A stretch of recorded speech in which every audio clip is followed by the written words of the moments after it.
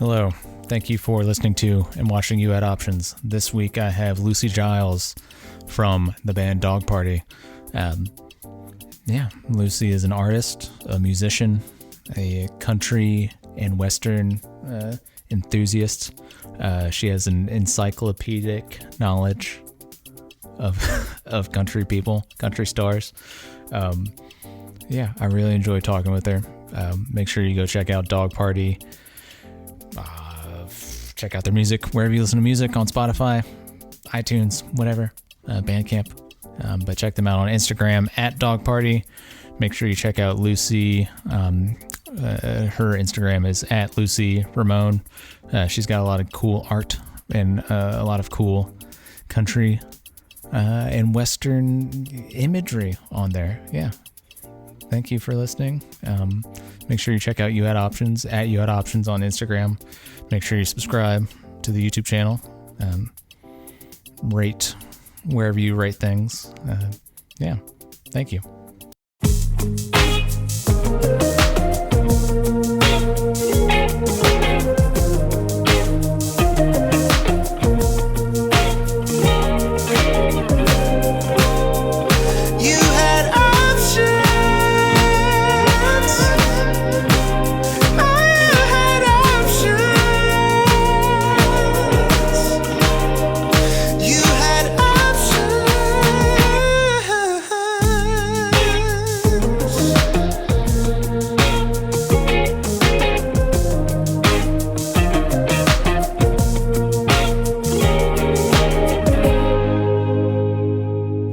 Lucy, thank you for joining me.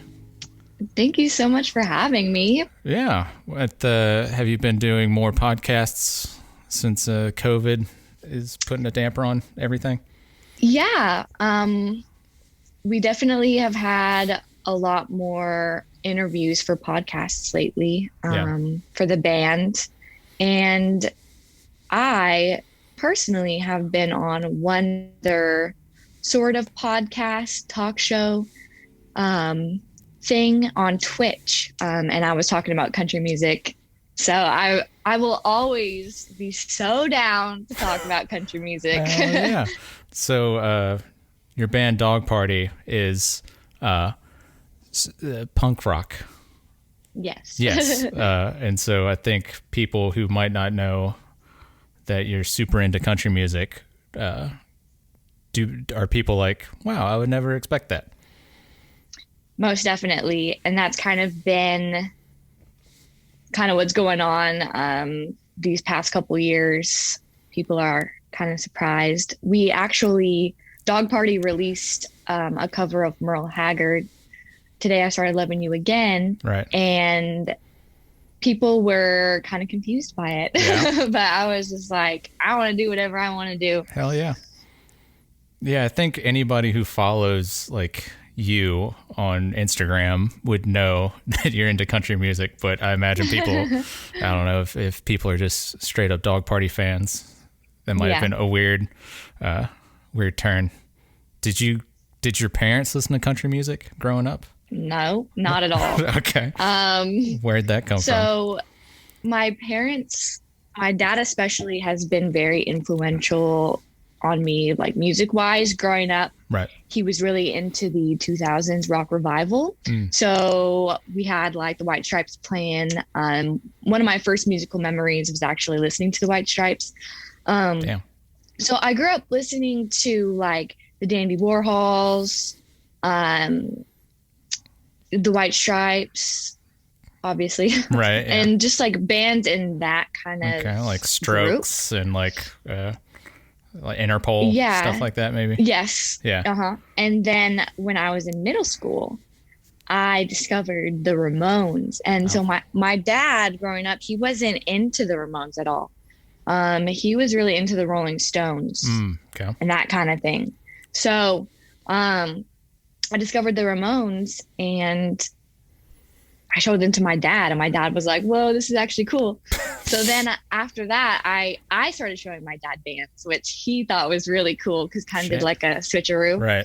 But I got really heavily into late 70s punk, early 80s, just like really in there. Yeah. And then when I was in high school, I got really into the contemporary garage rock scene that was going on in San Francisco with like Ty Segall and the OCs and bands like that. Okay. And it was from there that I started listening to the Beatles, like early Beatles. And I was like, dang, this is cool. Right. And then I got into early Elvis, especially his Sun sessions. Hell yeah. Yeah. And that record is it was such a pivotal moment in my life because you can go down so many avenues. Right. And I was actually dating this guy. I think I was like 17 years old and I was dating this guy, and he was super into punk rock, but then he got really into country. And so one day he was like, oh, I hope you don't mind like if I put this on. And I was like, no, you can put on whatever you want. Right. And he put on Graham Parsons because he was like really into Graham Parsons. Okay. And I was like, whoa, like this is actually like really cool. And at that point in my life, I was like really into punk and like rock and roll. Right. And there's all these like, you know, preconceived notions of what country music is. For sure. And there's this kind of like anti-country music. A lot of people say, oh yeah, I love all kinds of music, except for country or rap. Yeah. Right. And so I was kind of reluctant to get into it. I was just like, oh, I really love this though. And it was Ernest Tubb that really sealed the deal. Okay. Walking the Floor Over You. Okay. That song, I was like, I'm obsessed with this song. I just like sing it every day. Yeah. And from there, it was like I was gone. Country music had stolen my heart. It got you. Yeah. But definitely it was that Elvis Sun Sessions and then Graham Parsons, you know, his backing band was the TCB band, Elvis's band. Right. So it was just, you know, it's great. The just musicianship and recording on Graham's second solo record, well, and first, is just outstanding, and it's hard not to like stuff that's just recorded so great. And Graham's awesome. And I realized that like Graham Parsons and like Hank Williams and even Ernest Tubb, like those are the true like punk rockers right there. Yeah, they did a lot of hard living, you know. And wrote great songs too at the same time, but still, most definitely it all came from some real life experience of just like eating shit all the time and just like, you know, and a lot of people, they don't know how similar punk rock is to country music. They're all stripped down songs, basic chords, easy relatable lyrics, and that's what's really just so genuine and pure about both genres. Right. Yeah, I think you're right. I don't think enough people realize the connection between the two. And it's like you said, it's easy to be like, well, I listen to everything except country or rap, and be like, just kind of play it off as like, this is, you know, there's nothing good from this. But I feel like country music is there's so many subgenres, just like every other major genre, that people don't realize. Like when people are like, I hate country, they're saying they hate like Florida Georgia Line or like Luke Bryan or something like that, you know. Which I'm sure there's value in both those groups. I haven't found any, but it might be there. I had a similar experience of coming to country music later on, like in my mid late 20s. And about the same time as like I got super heavy into Elvis. Like I went and got a TCB tattoo. I don't know if you, there you go, a little bit. Yeah. Oh, so I was, I went, it's a weird story. But me and my brother went to this Elvis tribute artist competition.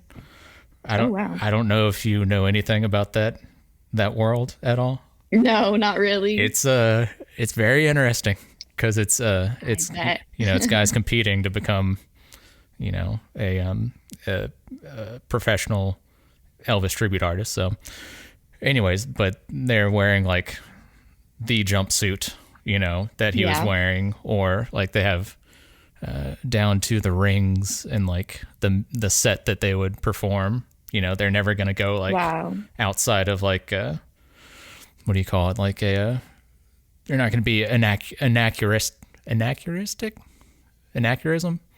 Like they're never going to play like an old like a 70s song when they're wearing like the gold lame suit or whatever. Yeah. But yeah, have you been to Graceland? I have. Yeah. Trying to remember if I went once or twice.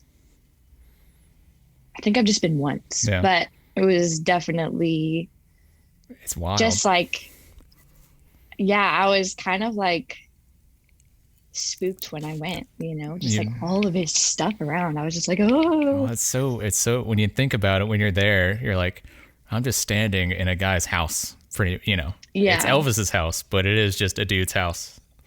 Literally. Yeah. Right.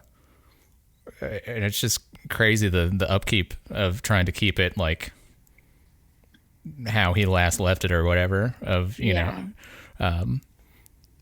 but yeah,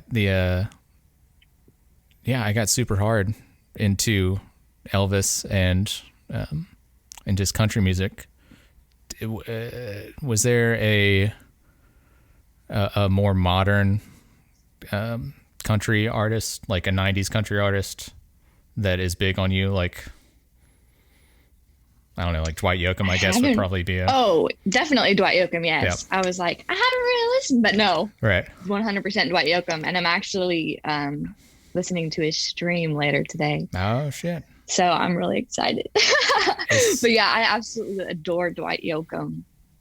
Yeah. But I haven't really done much like experimenting over in that like 90s realm. Yeah.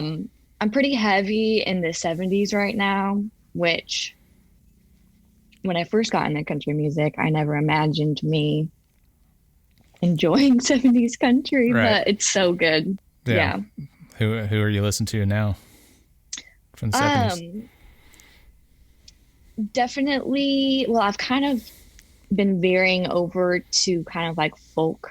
So Townes Van Zandt is like one of my favorite people that's ever existed ever on this planet. Yeah. But like Chris Christopherson, all of Dolly's early stuff is late 60s. Yeah. So like Dolly and Porter going into the 70s.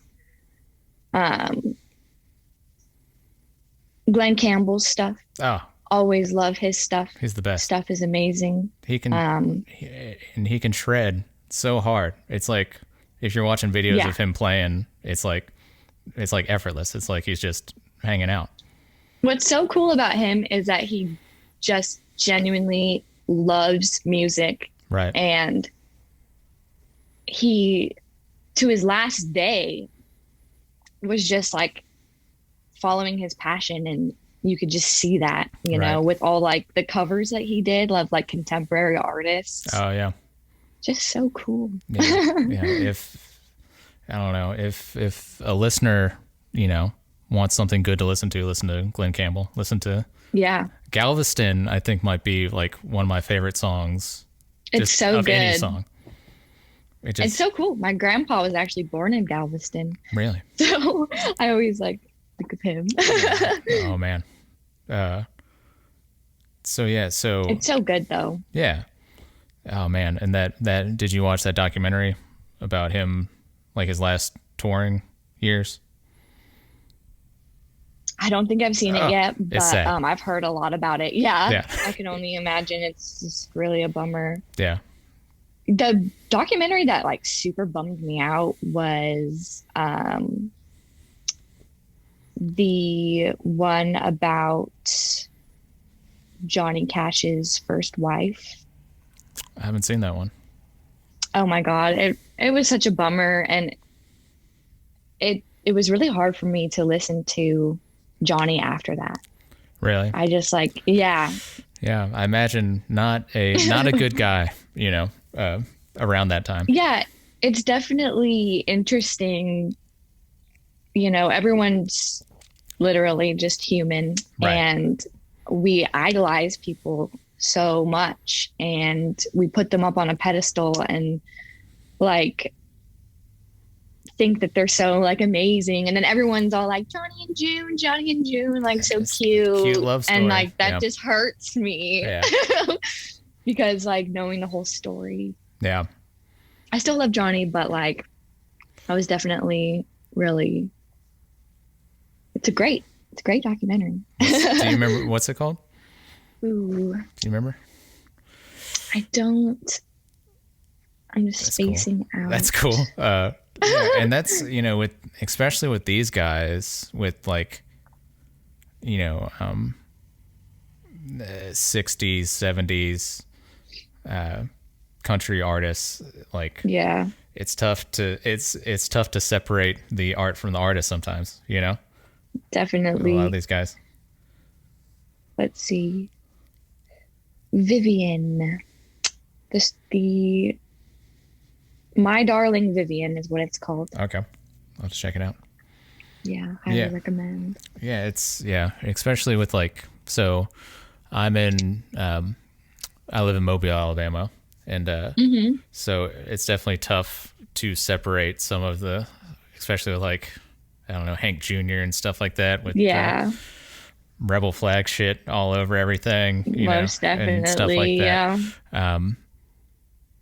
Yeah. But yeah, have you ever tried to go to like Hank Sr.'s boyhood home and like go to Montgomery and stuff like that? I haven't spent a lot of time in that area, and we never really passed through. I don't blame you. But it's definitely high on my list. Hell yeah. Yeah, you can go to Montgomery. His grave is on the top of this big hill. You can see like downtown Montgomery, as crappy as downtown Montgomery is. But yeah, you also, along with being a musician, you're an artist as well. Yes. And I really like the country portraits that you do. Thank you.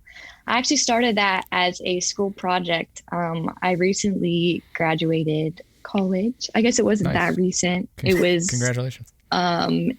Last May. Okay, nice. So I had to do my last semester remote, which was super weird. Right. But I was in an illustration class, and we were doing an ABC project where we had to illustrate the letter of the alphabet without having like any words or like context. Okay. And so originally I was doing a Western theme, and I was doing it in like this old school comic style. So I'm really into old school comic book art, even though I'm not really like into comics like really heavily. You like the art. I love the art. Right. Yeah. But then like I feel like it was like a quarter or even longer. Yeah. The way through the project. I actually drew my Dolly portrait as practice for another project. Okay. And I thought of the idea. It's like, dang, what if I just do like country musicians? Because there's so many, and I could fill up the ABCs with them. Yeah. So I emailed my professor. I was like, hey, can I please change my idea? And she's like, it's kind of late in the game, but like, you do you. And I did it. Yeah. And so I had to illustrate. I did 20 because that was just the requirement. You only had to do 20 portraits of country musicians. Damn. And I developed this like interesting style while doing them, Yeah. and people really liked them. And Yeah. then so I started getting commissions after the project. But what I really want to do is continue and just draw like tons of country musicians. And my goal is to have a book, Ooh.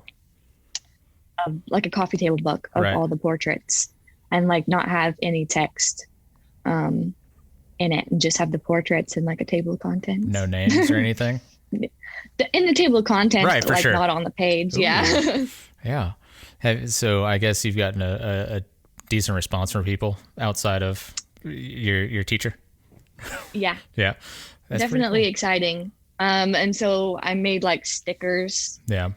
of as like a little test. I was like, I'll just make some See what's stickers and up. see how it Yeah. goes. So I did Dolly, Johnny, and Hank, and I made 300 stickers of each one Okay. and put them in a pack. And I recently sold out. Hell yeah. Yeah, so they did very well. Nice. Very excited.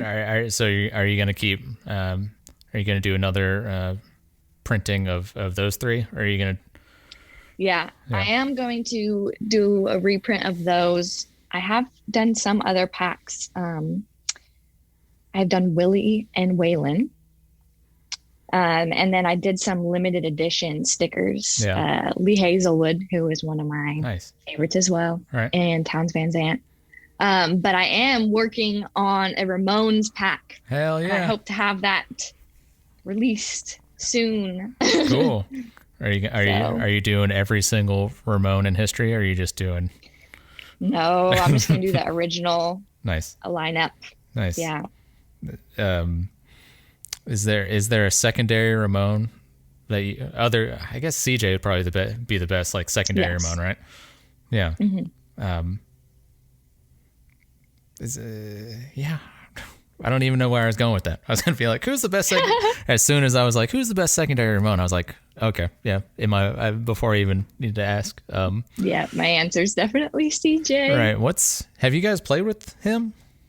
Yes, we did a U.S. tour with him in 2019 when we were still able to tour. Hell yeah.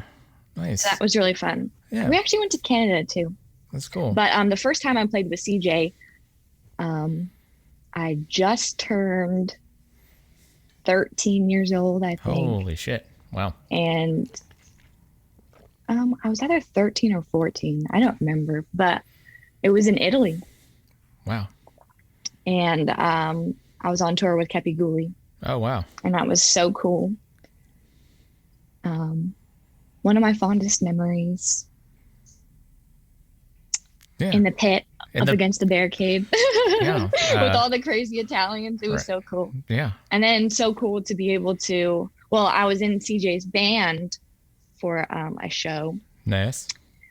with the Aquabats. It was their big celebration they had at I think it was at the El Rey. Okay. But yeah, my sister and I were CJ's backing band, and we played 5 Ramones songs. Whoa. That's fucking cool. It was insane. Yeah. And then we did the tour with him, and then I'd play drums on a song each night. That's pretty cool. So fun. Wow. Yeah, it's so and CJ loves country music too. Really? So we would just talk about country music with each other. Wow.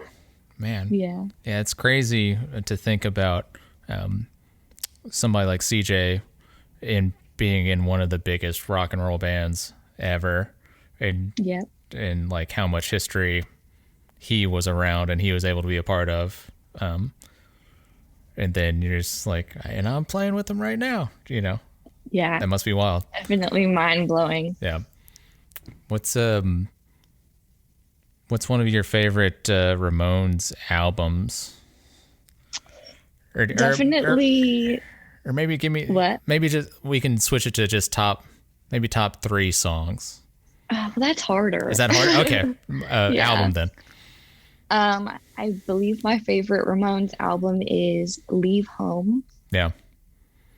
Absolutely love that one. Yeah. I also love Road to Ruin. Everyone's favorite is Rocket to Russia. Right.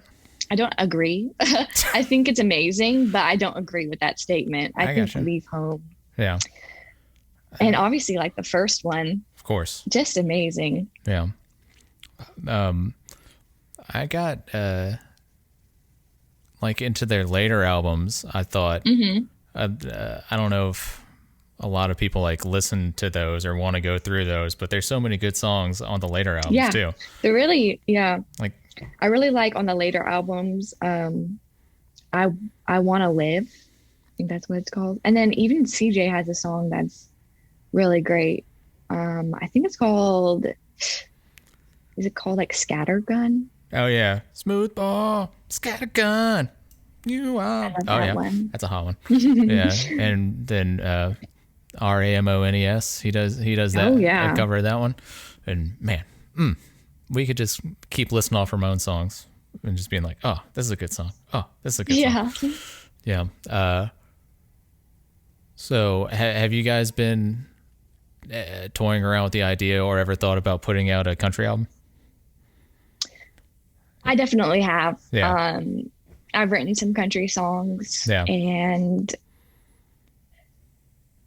one of the things that my sister and I realized, like, so we've been playing music together ever since we were 8 and 10 years old. Ooh. That's when we started our band. Wow. And it's so bizarre. Right from the get-go, our music was very punk. Right. Some of the first songs I wrote, the first song I wrote was called It Doesn't Matter. Damn, that's deep. That's deep for a 10-year-old. Yeah. Yeah. There's You Doubt Me. Did You See? I was just so like kind of full of rage as a child. Wow. But like not in a bad way. Okay. It was mainly like my friends that would upset me. Yeah. And so like I'd write songs about them. Gotcha. Luckily I had a very good like home life and like very positive. My parents were very just like I had my drum set up in the living room. That's and pretty like cool. my sister and I like would practice. Yeah. Like they were just so I can't think of the word, but supportive, just yeah, down. Yeah. Just so cool. Right. And just growing up playing punk rock and just kind of like yelling, just, playing.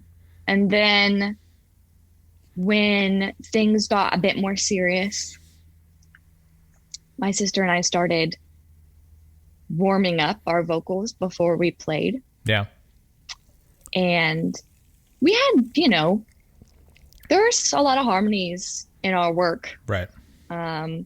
But it wasn't till we really sat down and slowed it down and we're really just singing together. Yeah. That we realized like, dang, like we kind of have this really special thing. Right. The blood harmonies that we have are really beautiful and really unique sounding. Yeah. And it got to a point where our rock and roll music wasn't really showcasing how beautiful our singing was together.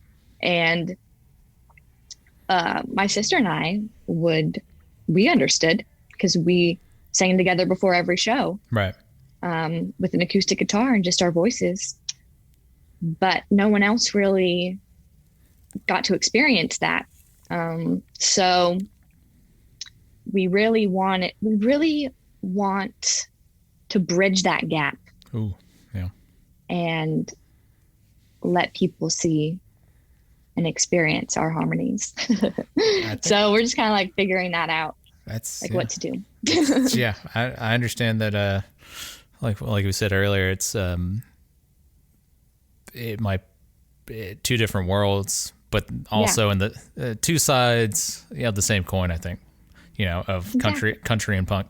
But I at a show like, have you ever been to like see Hank 3 or Or anything? No. Well, because like he always, I've seen him once here in Mobile, and it was 3 bands, but it was just him. It was just 3 different bands of his bands, you know.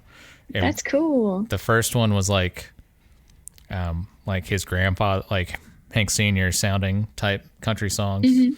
And then the second one was like stoner metal. And then the third one was like sludge type metal. I don't know if that's the right right thing to say or right category, but I don't know. Yeah, so trying to think. Yeah, bridging the gap, like you were saying, of like I don't know, at a show, if you're playing like, and I just feel like dog party we have so much potential, like touring wise. Like we could go out with CJ Ramon, but I feel like we could also go out with other acts that do, I don't know, like country. Yeah. And I feel like society in general always kind of pressures individuals to stay in their lane. Absolutely. And like do the same thing, but it's like, no, that's not what I want to do. I have a deep passion for both rock and roll and country music, and I would love to pursue both. I think that's fair. I think that's, and just doing what you guys want to do, I think it shows through, and people are able to pick up on that, being like, oh, they really care about this, Yeah. Yeah. Wow. Yeah. Let me see. I did get some questions from people. Ooh, yeah. I was wondering about those. Yeah. Let's see here. One was, here we go. Pulling up right now. What inspired you to get into Western wear, and will you be coming out with any new designs or clothing? Wow. So I was absolutely enamored by the clothing that the, pickers and players were wearing in the 40s and 50s and 60s and 70s. Right. I mean, it's beautiful. It's gorgeous. And so first I became like kind of obsessed with like nudie and like his work, his embroidery and all the rhinestones.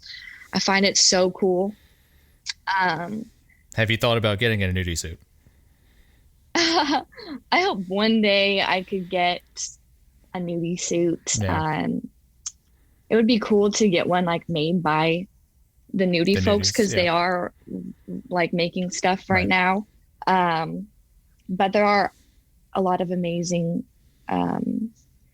chain stitch artists out there. I've gotten some custom work done by this guy who goes by Dirty Needle Embroidery. Okay. And I got like a Graham Parsons style jacket that has the cross on the back. And yeah, so I kind of like started really liking nudie suits, and then just kind of gotten into like the 60s and 50s, like Patsy Cline style and like early Loretta Lynn, all, like the shirt I'm wearing right now, just like with the fringe. I absolutely love that stuff. But then I also really like, just more casual Western wear now, but it's what I wear every day. I love fashion. Yeah. I love clothes. But it's so great. Like I started listening to country music and really just got into just all of it. The music and the fashion, they go hand in hand. And then I started, dressing, changing my attire, and I just really loved it. And I felt like myself, and I felt really comfortable And I was like, dang, I finally found a style that I really love. Right. Because, like, when I was young, you see pictures of me playing. I wore like punk rock clothes. Right. Trying to figure it out. Yeah. And then when I was like 17, 18, around that age, I was really kind of lost. Like I just didn't really know like what style I wanted to wear. Right. I was kind of wearing like I wore a lot of Dickies For sure. and like just like t-shirts like tucked in, which like I liked, but I don't know. I didn't really feel like myself. And then when I got like some bell-bottom jeans, I was like, dang, this is me. Hell yeah. So yeah. And I would love to get into designing clothes and like come out with a line. That's something that I've always been really interested in doing. Yeah. So maybe sometime in the future, I hope. Cool. What do you in your mind's eye, if you're able to get a nudie suit, is there a like back piece that you already have planned out? Yeah, I always think about this actually, and I'm still not like 100% sure, but I really do love flowers. I think that they're beautiful. Right. And yeah, I'm always trying to think, but I also love like the simple arrow motifs that are on a lot of the Dwight Yoakam's early outfits. I really like. So I might just want to like keep it simple and like clean looking. Yeah, man. Dwight Yoakam, his choice of jeans, they're like always painted on in every video. Yeah. Yeah. It's that's something that me and my buddy joke about, of like they seem to get tighter and tighter and tighter, you know. I'll check him out tonight and see what he's wearing. Yeah, please let me know if he's wearing like some Docker like cargo pants. Then oh my gosh, it doesn't work, you know. One thing about Dwight that I love and is so strange to me is he'll just pop up in random movies, in like random acting roles. He's like to me he's like the Gary Oldman of like country actors, where he just pops up in places. Yeah, also like John Doe from X as well. Yeah, he was like randomly in movies, and it's like, oh. It's so bizarre to me. Yeah, because like, and then they were friends too. So yeah. I had a buddy who they still are. right. I had a buddy who was like, whenever Dwight Yoakam came out, like Guitars and Cadillacs, whenever that first came out, he was telling me about he went to go see Dwight like on that tour or something, and he was like, the crowd was so diverse because it's like everybody could relate to what he was doing. I absolutely like adore Dwight and like his stance on country music. Yeah. I really, really aspire to be on his radio show. Like that is one of my like number one goals. Hell yeah. I really want to be on his radio show. I think we get along really well. I think so. And like we could talk about a lot of things. Yeah. Yeah. I think so. Well, I'll push for that. I have no power, but I can, on the internet, I'll push for that. He's one of the best, and it's always a state like 1,000 Miles from Nowhere is like that's up there. That's up there with like Galveston to me, personally. It's beautiful. He's great, absolutely. And I listen to his radio show all the time, and I've discovered a lot of music on there. Yeah. So it's that radio station and the Tom Petty radio station. Those are my favorites. Yeah. Those on XM, both those, right? Mm-hmm. Yeah. Yeah. It's crazy. Even like the Elvis station on there, they have like weird demos and outtakes and like cool concert shit. And we got another question that I think this dude was just being silly. He said, Michael Jackson or Alan Jackson? Oh my gosh. Alan Jackson. Alan? Wow. I think. I don't know. Yeah. I haven't listened to much of his music, but I also haven't listened to a lot of Michael Jackson, to be honest. Yeah. Um, it's funny, my sister and I, when we were really young, we got asked to do a Michael Jackson tribute show. It was like around the time he passed, Okay. and we we sang Ben, Whoa. Okay. and we also sang. I'm trying to remember the name of the song.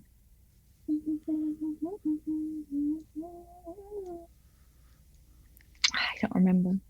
Man in the But Mirror? No, it was Okay. another Jackson 5. Jackson 5. Okay. I loved the bridge. I'll be there to comfort you. Bring my world and dreams around you. I'm so glad that I found you. I'll be there with love that's strong. Okay. I'll be your strength. I'll keep holding on. Something like that. I don't know. I'll be there. Yeah. Yeah. I'll There you go. be there. There you go. Just call my name. I don't know. Maybe Michael Jackson. Oh shit. Wow. That's crazy that you guys got asked to do a Michael Jackson Yeah. We were so young. memorial. And then we got asked, to do the Jackson 5 songs because Right. we were young. Oh, there you go. Yeah, I also I came up with a bit that I want to do, and I will be showing you images of some dogs that I have photoshopped, Okay. and I would like for you to at the end there's gonna be 3 dogs, and I would like for you to choose, like, if we were at like a dog like adoption place, these are the dogs. Okay. Like, to coincide with the name of your band, Dog Party. Yes. I also have combined country music into this. Where's the screen share? Share screen. Okay. Here we go. Share. Okay. Can you see my screen? You see a tent? It's loading. Oh, yeah. Okay. I see it now. Okay. Okay. Here we go. Dog 1.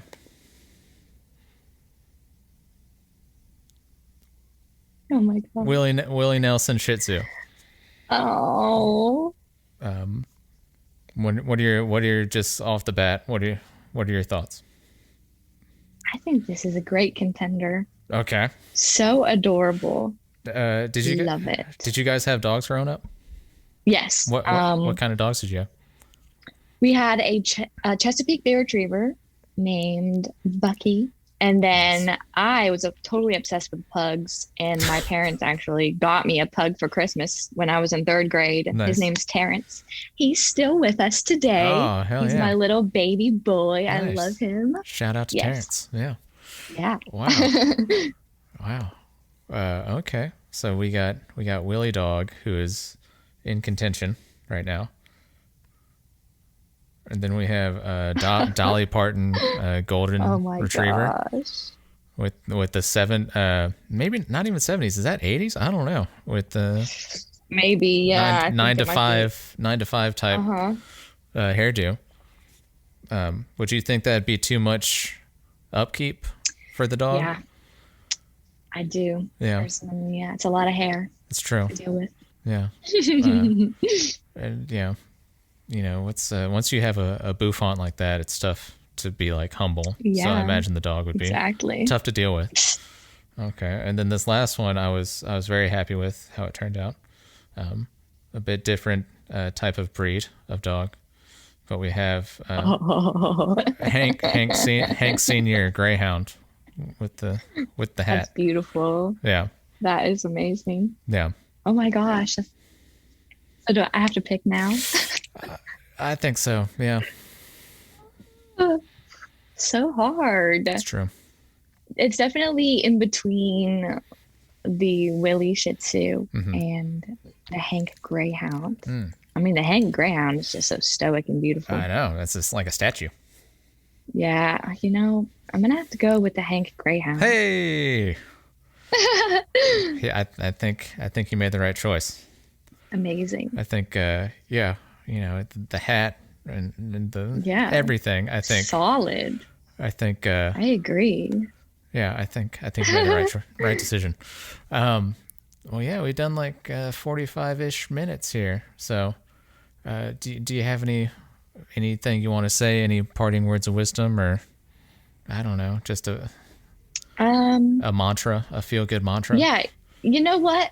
I was talking to my sister earlier today. Okay. She was messaging me about pants, and she was like, "Do you think these pants are cool?"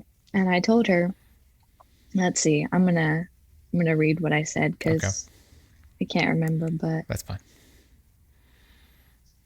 I said, oh no, it was on Instagram. Let's see. I said, so she was like, are they cool? Right. And I said, cool is whatever you define it to be. Wow. And I feel like that's just so like, people get so caught up in what they imagine other people think is cool. Right. And all they want to feel is accepted. Right. And a part of something, even though it may not be genuine to themselves as a person. Yeah. And as an individual who doesn't really care much about what other people, not that I don't care what other people think, because I do. Right. But yeah. When it comes to myself and how I express myself, I really don't. Like I do what I think is cool. Yeah. Because it's what I think is cool. Yeah. And I feel like people should follow that rule more and really just do what they want to do and not bow down to what they imagine society thinks is cool. Yeah, I think so. I think that's a good thing to have. Yeah. Well, Lucy, you had options, but you decided to talk to me, and I appreciate it. Yeah. Thank you so much for having me. I'm so excited.